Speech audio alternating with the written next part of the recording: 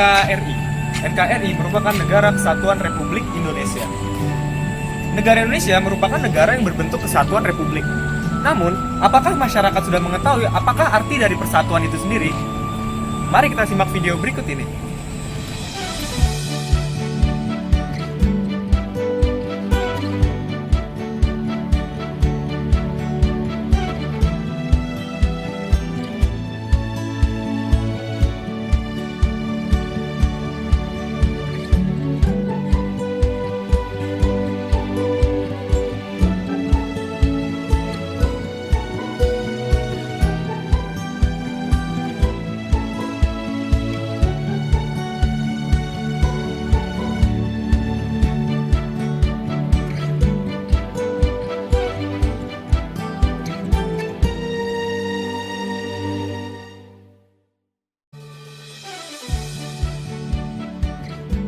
Negara Kesatuan Republik Indonesia. Negara Kesatuan Republik Indonesia.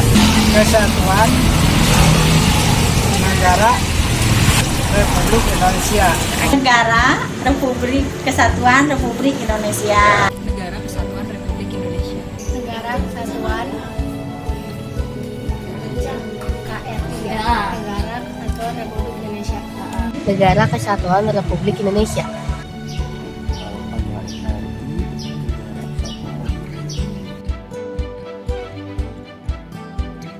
Penting agar nggak terpecah belah aja di negara ini.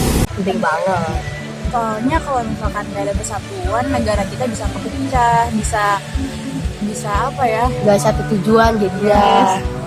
Penting soalnya kan semboyannya Indonesia kan Bhinneka Tunggal Ika ya. Jadi berbeda-beda tetapi punya satu tujuan. Penting agar kita tidak berpecah belah. Penting karena itu yang membedakan antara zaman penjajahan sama zaman sekarang. Kalau misalnya dulu kan zaman penjajahan itu belum ada kesatuan ya, makanya Indonesia itu masih banyak permasalahan, bahkan kita masih dijajah. Tapi dengan adanya kesatuan itulah yang bisa jadi pengalaman kalau misalnya Indonesia itu pernah merdeka. Makanya diadainnya Negara Kesatuan Republik Indonesia. Tanpa kesatuan Indonesia nggak bakal kayak Indonesia sekarang. Karena kalau kita nggak bersatu itu ya nggak bisa jadi.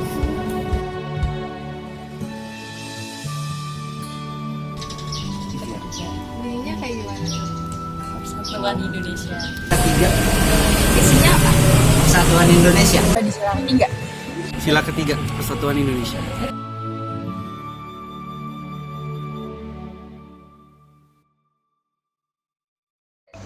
Siapa sih yang gak kenal dengan istilah NKRI atau Negara Kesatuan Republik Indonesia?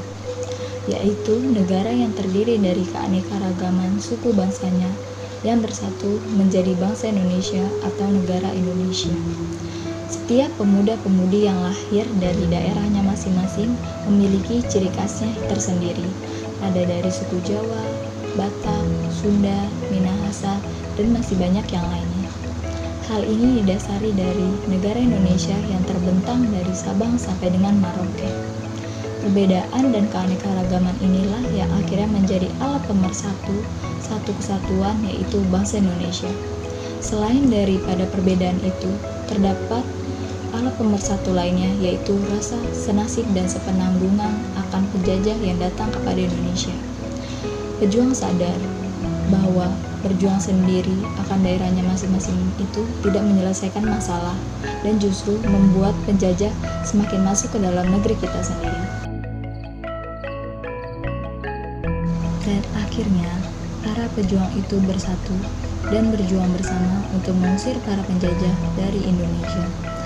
Dan persatuan itu ada hingga lahirlah proklamasi kemerdekaan yang dibacakan oleh Insinyur Soekarno melalui pidatonya yang didampingi oleh Dr. Andes Muhammad Hatta beserta tokoh lainnya, hingga terciptalah Negara Kesatuan Republik Indonesia yang berdiri hingga saat ini.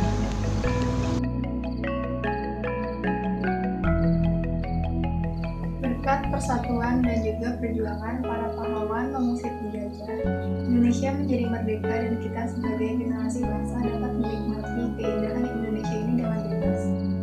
Indonesia merupakan negeri yang sangat luas, terbentang dari Sabang hingga Merauke. Kekayaan Indonesia sangat beragam mulai dari tumbuhannya hingga hewannya yang berada di darat maupun yang ada di lautan. Oleh karena itu, kita sebagai generasi bangsa harus menjaga dan melestarikan kekayaan alam Indonesia agar generasi selanjutnya dapat menikmati kekayaan alam tersebut.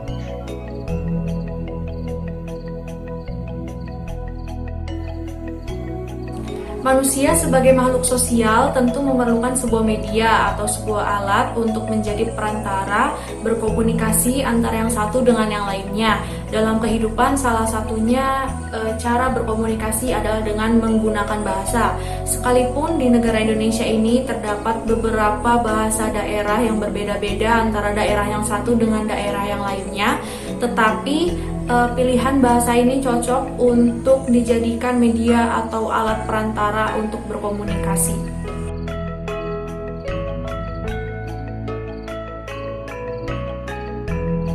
Di Indonesia terdiri dari 652 bahasa daerah.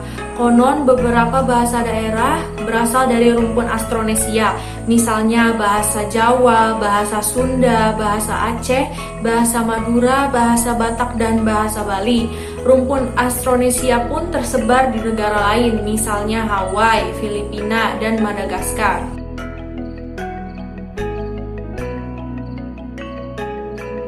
Beberapa bahasa daerah yang ada di Indonesia memang berasal dari suku Austronesia.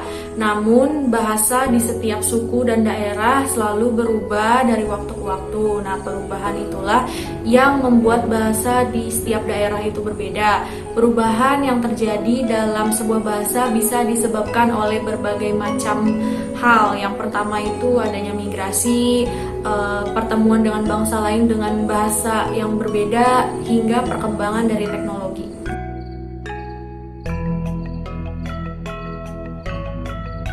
Bahasa Indonesia digunakan sebagai bahasa pemersatu bangsa Indonesia. Bahasa Indonesia lahir pada tanggal 28 Oktober pada tahun 1928. Pada saat itu, para pemuda berkumpul dalam kerapatan pemuda dan berikrar. Satu, bertumpah darah yang satu, tanah Indonesia. Yang kedua, berbangsa yang satu, bangsa Indonesia. Yang ketiga, menjunjung bahasa persatuan bahasa Indonesia. Ikrar para pemuda ini dikenal sebagai Sumpah Pemuda. Posisi bahasa Indonesia diidentifikasi menjadi bahasa persatuan, bahasa nasional, bahasa negara, dan bahasa standar. Keempat posisi bahasa Indonesia ini mempunyai fungsi masing-masing. Yang pertama, fungsi bahasa persatuan atau bahasa sebagai pemersatu suku bangsa, yaitu pemersatu suku, agama, ras, dan antar golongan bagi suku bangsa Indonesia dari Sabang sampai Merauke. Fungsi pemersatuan ini sudah dicanangkan pada Ikrar Pemuda pada tanggal 28 Oktober tahun 1928. Fungsi yang kedua yaitu fungsi bahasa nasional, bahasa sebagai jati diri bahasa Indonesia bila berkomunikasi dengan dunia luar, sebagai ciri khas dari bangsa Indonesia itu sendiri. Yang ketiga, fungsi bahasa negara adalah bahasa yang digunakan dalam administrasi, seperti sebagai bahasa administrasi kenegaraan atau pengantar resmi belajar di sekolah dan perguruan tinggi, bahasa sebagai bahasa resmi berkebudayaan dan ilmu teknologi.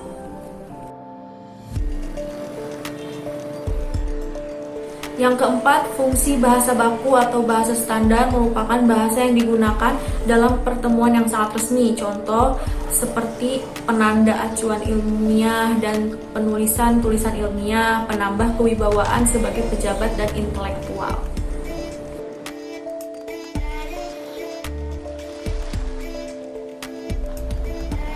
Indonesia merupakan negara yang terdiri dari berbagai macam suku, ras, budaya, bahasa, serta agama. Dan perbedaan tersebut bukan berarti kita berbeda. Perbedaan tersebut adalah unik. Unik yang jarang dimiliki oleh negara lain. Dan keunikan ini atau keanekaragaman ini harus kita jaga, harus kita budayakan agar tidak terjadi perpecahan belah. Dan perbedaan ini justru yang menyatukan kita. Karena apa? Kembali lagi kepada Bhinneka Tunggal Ika yang berarti berbeda-beda namun tetap satu jua. Dan terutama pada perbedaan agama perlu diterapkannya toleransi beragama. Karena apa? Perbedaan agama akan menyebabkan kita menjadi kesenjangan sosial, menjadi perbedaan seperti pada umumnya. Namun, dengan diterapkannya toleransi beragama ini, kita menjadi menghormati orang lain, kita menjadi menghargai perbedaan orang lain yang sebenarnya toleransi ini sudah dianjurkan oleh setiap agama. Dan yang termasuk adalah agama Islam yang sudah menganjurkan dengan adanya toleransi, kita mampu menghargai, kita mampu untuk menghormati orang lain yang berbeda keyakinan dengan kita, agar hidup kita sesama manusia menjadi rukun, tentram, dan damai. Dan juga dengan adanya toleransi, kita dapat memperkuat bangsa ini, menyatukan bangsa ini dari perpecahan belah atau dari negara lain yang ingin membuat kita pecah belah. Dan sikap toleransi ini benar-benar harus ditanamkan oleh setiap individu yang ada di negara kita, agar di negara kita tidak ada lagi intoleransi atau tidak menerapkan sikap toleransi. Karena apa? Intoleransi atau tidak toleransi akan memecah belah kita sebagai warga negara. Maka dari itu, kita harus menerapkan toleransi beragama agar kita tetap bersatu dalam bangsa Indonesia ini. Yaitu, kita dapat menerapkan sila ketiga Pancasila, yaitu persatuan Indonesia, dengan diterapkannya toleransi beragama.